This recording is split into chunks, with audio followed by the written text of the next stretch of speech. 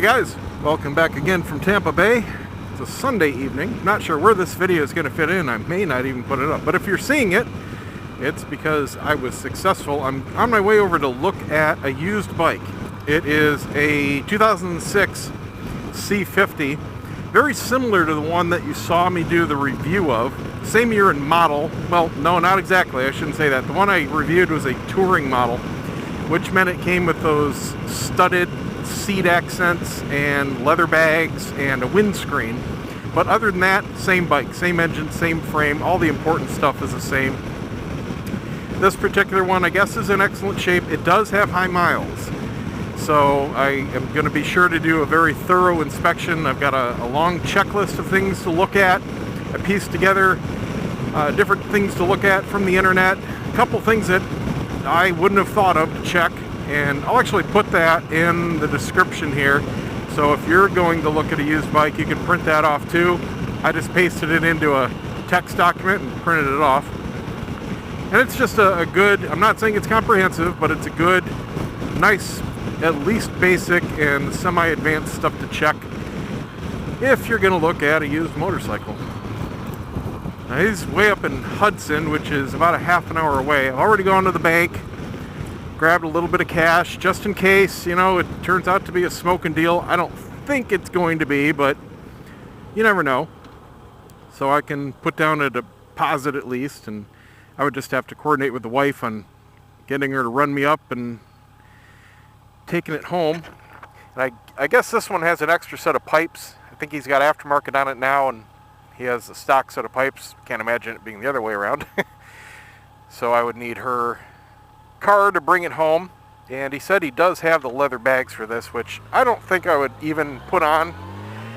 They're not that great. They, number one, don't hold a helmet, so they're really useless to me as far as storage, because the only thing I love the bags for is going someplace and having a place to put your helmet, and in the case of the FJR, my jacket, the bags will swallow both of those. So it's absolutely awesome for just going anywhere and not having to worry about your gear. But since that wouldn't be the case on this anyway, I probably wouldn't even put them on. Now the C50, I'm looking for either one of those or an M50. I really don't care which.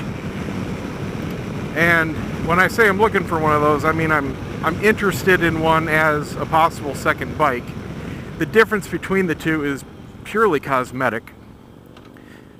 Same geometry, same engine, same frame, and all that kind of stuff. Same seats. The M50 has a slightly more modern look, smaller fenders. I do like that part of it. Better speedometer. It's up in the cluster instead of the tank. I do like that, but again, no tack, nothing extra. And besides that, I mean, they're really pretty similar. Depends on the year exactly what you get. Some of the later M50s have a little bit of a cowl over the wind or the headlight, and then the earlier ones are just like the C50 with just a nice big chrome headlight. I really don't care. You know, I'm not buying this for the particulars. And someone had commented on something that I have in my head too, possibly, is doing a bobber project. If you don't know what a bobber is, basically it's a single Springer seat bike with a very minimal set of fenders, just for, you know, legal reasons basically.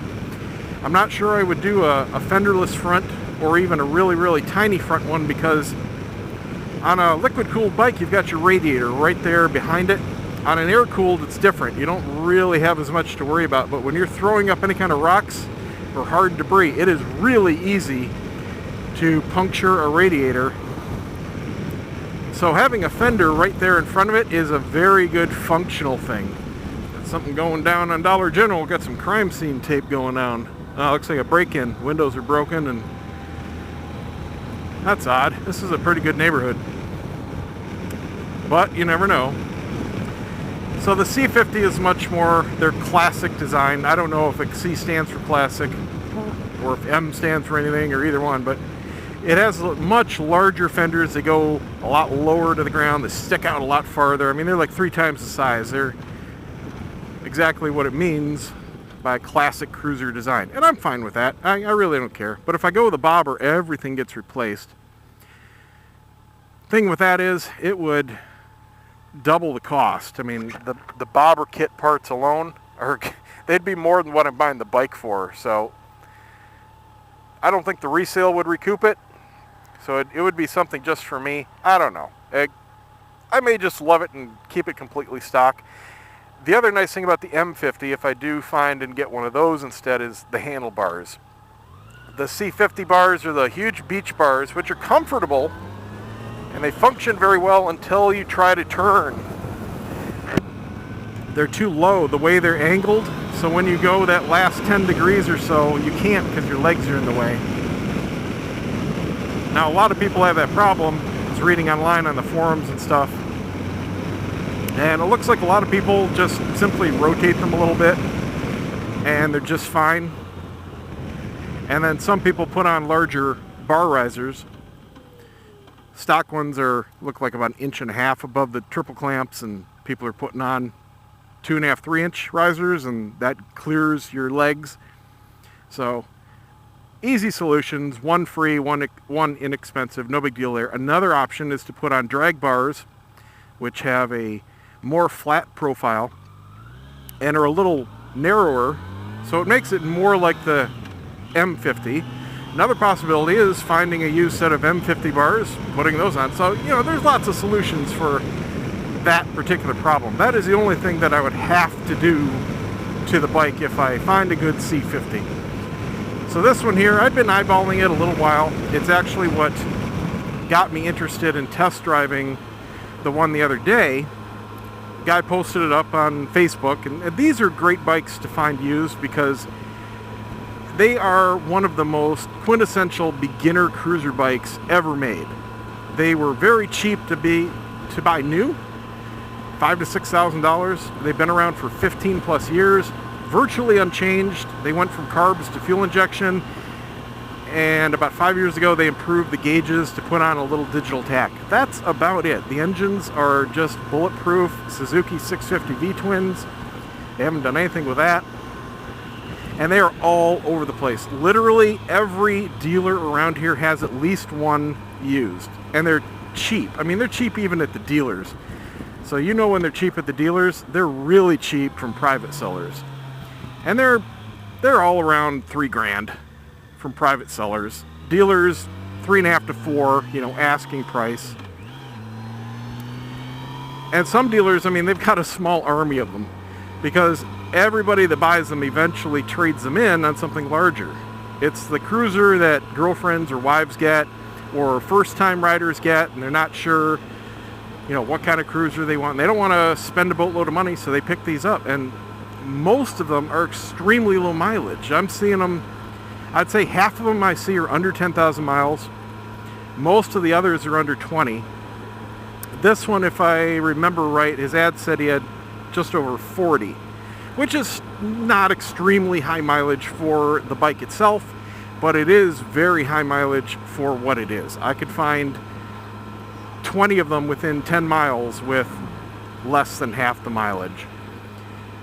So it's just something to consider when you're looking for a bike. Check out other options in the area and compare apples to apples. If this guy wants the same price for one that I can get with half the life, well, probably not going to get this one. And there's really nothing special about this one versus any of the others. He's got some auxiliary lights on the front.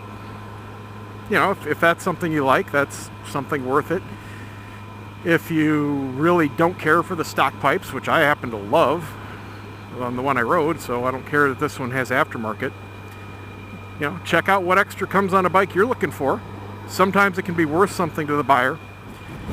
But here's a tip, if it is, don't let them know that. Even if I was really excited about the leather bags and the extra lights and the aftermarket pipes, and he's got a passenger backrest, that's the first thing I would take off if I got it. Even if I wanted all that stuff and I was loving it, I would tell him I wouldn't want it. If he knows it's something you want, he can use that as leverage to sell you the bike. So, he's got a certain asking price up. That's a beginning point. It's no price is firm unless they say and actually mean firm, and that's not that common. Usually it's or best offer, and they're just not letting you know. But honestly, his asking price, he just lowered it, is fair. And the price that he just lowered it to, he just dropped it $400. And that's the price I had in my head where if it's in very good condition, I would feel comfortable buying it at. So, hey, free discount, you know?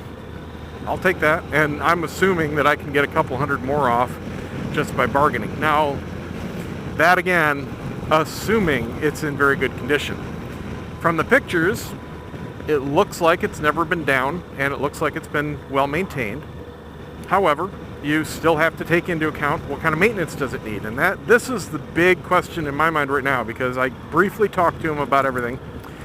And the problem is, he's not the original owner, which isn't necessarily a problem, but you now have a break in the chain of information. I have to figure out how long he's owned it.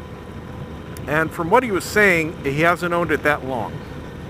He said that the owner's manual had some stuff written down from the previous owner, but he never got back to me on exactly what it said. I specifically asked him, what's the age of the battery?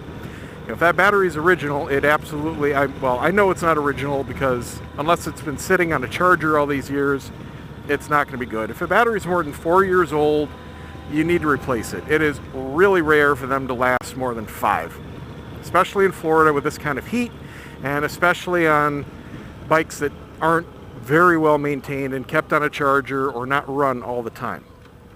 So we're going to have to pop open the seat, take a look at the date on the battery, and if it needs a battery, that's $50 that you can immediately take off that asking price as a bargaining tool. Tire life is another huge one. Set of tires is going to run you, at least $450 to buy the tires, have them mounted and balanced, at least. So he says the tires are in good shape, quote unquote. I asked him what the mileage of the tires were, and he didn't know. So that tells me again they were on it when he bought it. I don't know how long he's had it for. So I'm going to have to just visually inspect the tires, look at the wear bars, and see where we're at, period. That's the only thing that's important, is how much life is left in the tires. So I've got my list of stuff to look at. Tire life, that's probably the biggest immediate thing you want to look at as far as affecting the bargaining price. Another is maintenance, and this only affects things at certain mileage points. Now obviously if it's above 40,000, there's some fairly expensive maintenance points if you don't do your own work that you have to take into account. One being valve adjustments. Every bike needs regular valve adjustments. And I know this guy has never done it, because I asked him and he said, I have no idea. I don't even know if he knows what a valve adjustment is. And, hopefully the previous owner wrote that information down in the manual like he said he did. But you have to assume it's never been done if there's no documentation. And by documentation, I mean a maintenance record, I mean receipts if you paid for it, something dated and documented, this and this and this has been done, so if you don't have that, you cannot go by verbal information. Oh yeah, the guy told me that he did it at 30,000 miles. No, you cannot. You absolutely cannot trust that information, especially third hand. Previous owner may have said that. This guy that I'm talking to tonight may tell me absolute truth, and the previous owner may have lied to him. So you just can't tell. Now that's not saying that written maintenance records are to be believed either. However, unless you see a page handed to you, all written in the same handwriting with the same pen for 2 years worth of maintenance, you can pretty much trust it. That's really not an issue. I'm doing it electronically. I use an app on my phone. You can see the video for that called Gearhead. Every time I do something, I log it. I'm hoping in the future they offer an export so you can just email the whole list to yourself, something like that. I imagine it's coming, but in the meantime, you can just simply do a screen capture of your maintenance record from the app, and boom, it's all in there. But if somebody's writing it down in the back of the owner's manual, odds are they're not going to be using the same pen every time. It's going to be completely obvious, and that's what I'm doing in mine. I put the factory called maintenance service intervals written in the back of the manual. You went off-road for what? Wow, that really saved you time there. Cool. So valve adjustments I have to look at. Another big thing you want to look at is underneath the bike. You know, look for scrapes. Look for any broken welds. Look at the oil filter. Look for any spilled oil around the drain plug. Make sure that you don't see anything seeping. Obvious signs of lack of maintenance. If it has a dipstick, pull it out. Look at the color of the oil. If it looks like tar, if it's low, hey, somebody has not been really doing their maintenance, and you may want to just walk away from the bike. I don't know where it's been stored. If it's been stored outside in the rain, you know, you might have some corrosion around lots of bolts. I don't think it has, because the pictures look really polished. There's a lot of chrome on this particular one, and I can't imagine anyone storing it in the rain and having to polish it all the time. But you never know. You never know. So I got a lot to look at. Looks like I got a couple miles left here.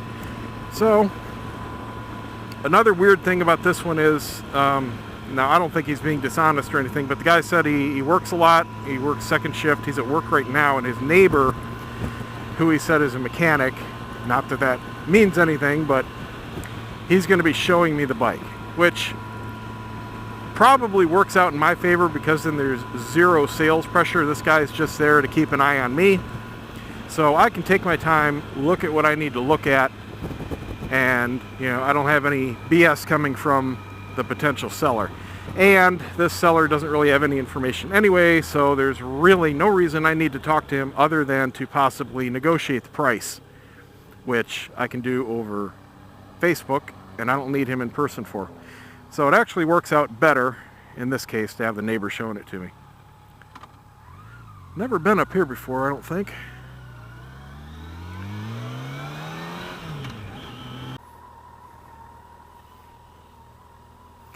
Well, that worked out. I'm now the proud owner of a second bike. It was not as described. Definitely not excellent condition, and I have to remember how to get out of here. I think it's this way. But it worked out because it didn't need anything major that I can't do myself. It does need a lot of maintenance. I don't think anything has been done to it in 40,000 miles. No grease points, brake fluid. It does have a aftermarket battery on it, but the label's very yellow. Have no idea how many years old it is. Needs a new battery. Front tire looks pretty new. Back tire looks about 50% done. I negotiated that in. It has been tipped over on the left side. Definitely not laid down. Definitely was not moving at the time. Not a huge deal. It needs a new clutch lever. It's bent from the fall. That's really the only thing that needs replacement as far as that goes. There's a small, tiny little ding in the chrome surround around the gauges. I don't think it was from the fall, but maybe something that it tipped into. Looks like it maybe fell over in a garage. And some scuffs on the crash bar. But those crash bars are coming right off anyway. Who cares? The actual side of the bike and the tank itself is fine. There's a lot of surface scratches here and there, nothing that won't polish out. The fenders on that model, I didn't even realize it until tonight, are fiberglass. They're not metal. And the dingbat previous owner, who I'm attributing all of this to, because it turns out this guy didn't do a thing. He's only ridden it for 1,500 miles, looking at the odometer and the title. He barely used it. He only used it to go to work and back for a little while his car was down. So he didn't do anything to it. All right, which way do I go out of here? Not a freaking clue. This better open. If it doesn't, I'm in trouble. Oh crap, you piece of shit.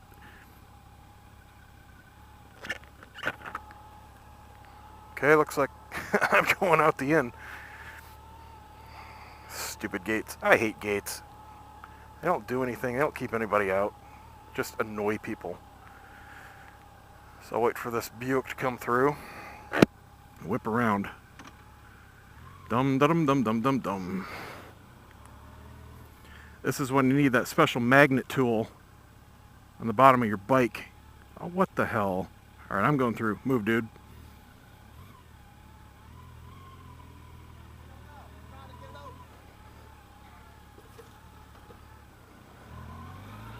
That is the most messed up gate I've ever seen. All right, so back to the bike. The fenders are fiberglass, and the dingbat previous owner that put the leather bags on, which are not hard mount, which means they sling over the back fender. You're supposed to have a bottom bracket, and you tie them down. Well, this guy just slung them over like a saddle and then didn't do anything. And they just sat there and flopped. And they've worn a big spot right through the sides of the fender. Again, totally cosmetic, but just one of those little things that was completely preventable. You know what I mean? And it looks like somebody at some point tried to do a rattle can paint job on the fenders. I'm not sure why, but it's kind of spotty. You know, you can tell it's not the right paint. They tried to match the tank. I don't know if it was like a more of a straight silver and they tried to match the metallic or what, but you know, up close you can tell something was done. 5 feet away it looks absolutely fine. No big deal there, but again, it was a point to bring up. Maintenance wise, I think oil changes were probably done very well. He said he couldn't find the owner's manual. He had a service manual from Climbers, you know, better than nothing, but it's not the Suzuki. I think I want to go this way. He said there were some things written down in the owner's manual, and I'm betting it was just oil changes. The air filter looks like it had never been replaced. It was completely clogged with hair and dirt and dust and all that kind of stuff, and it was the factory paper filter.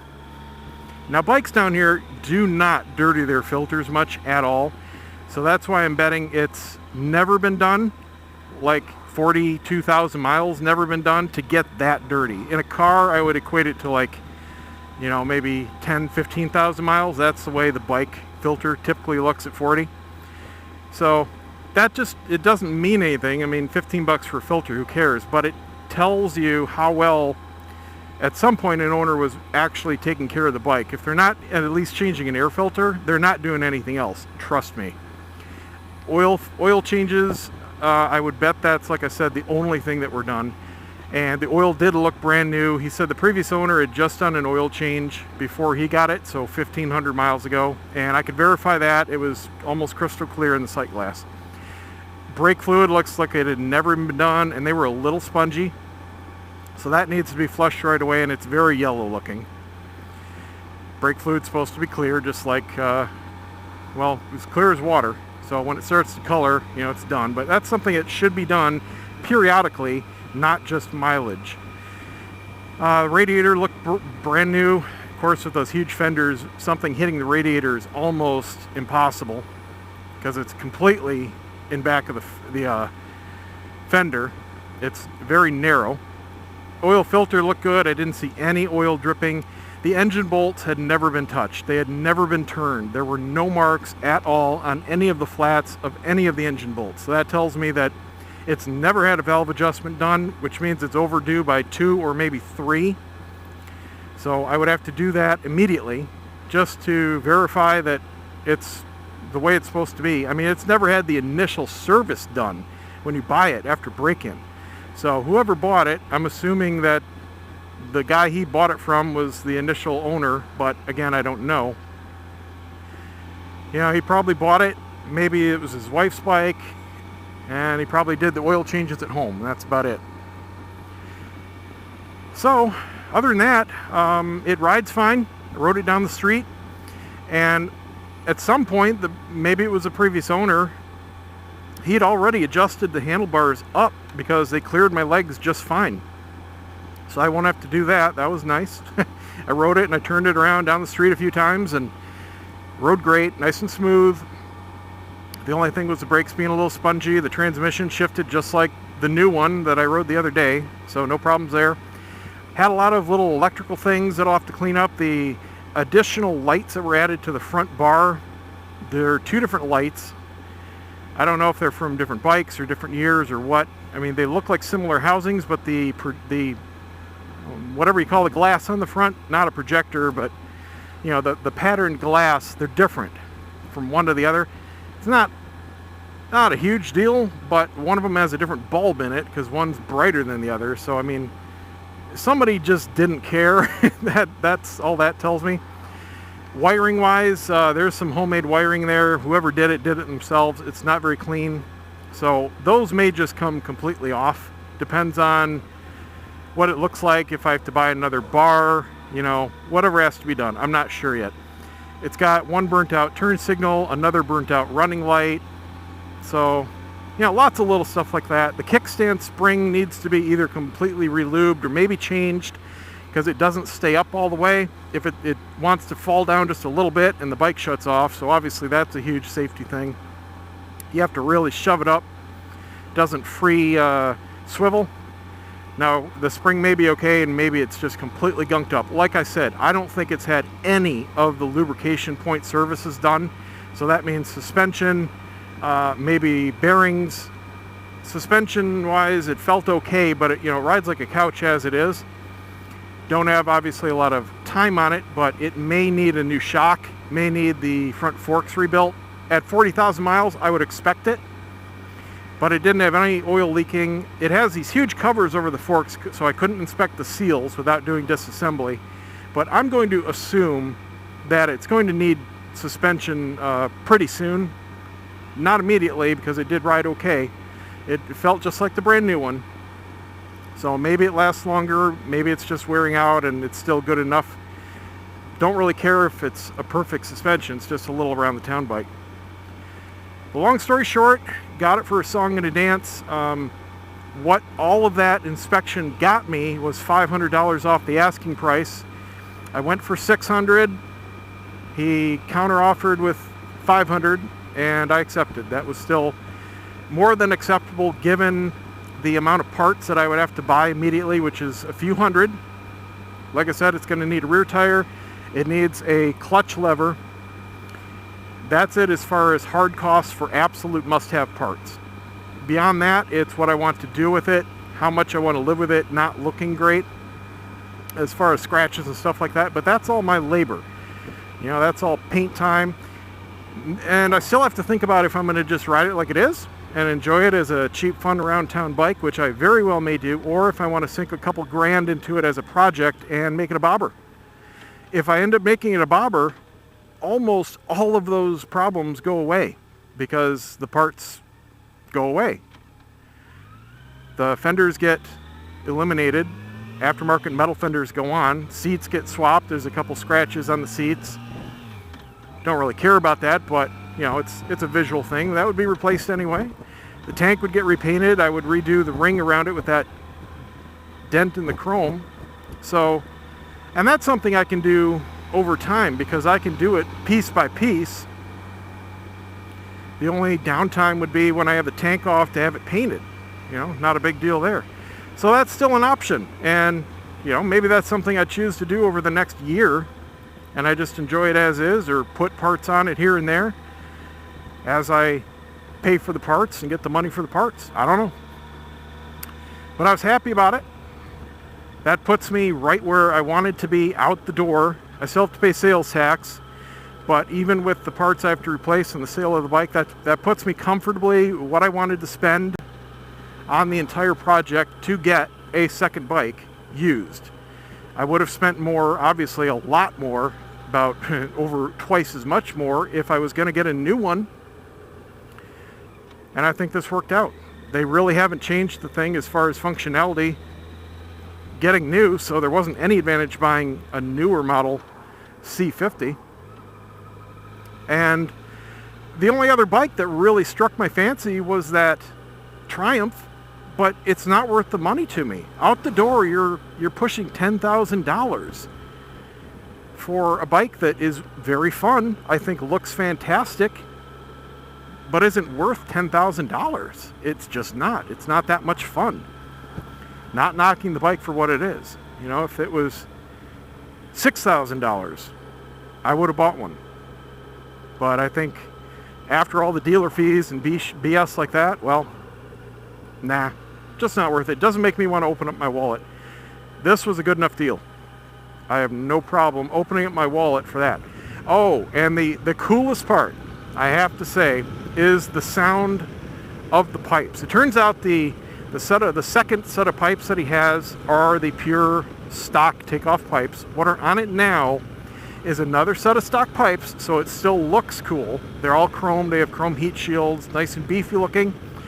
And somebody did the homebrew baffle removal on them, where they just take a couple hole saws and they cut out the rear baffle plate, and then they stick a long dowel or a broom handle or something into the center section and break that off. So basically it just makes the cans that you see huge echo chambers, and it sounds fantastic. It's the same tone, twice as loud, not obnoxiously loud, not like open headers or anything like that. But I'll tell you what, I have no desire to make it any louder than it is. I very well may end up putting the stock pipes back on. It depends on how bad that drone annoys me, but I think I'm gonna love it. It put a smile on my face test driving it tonight. The pipes absolutely sound fantastic.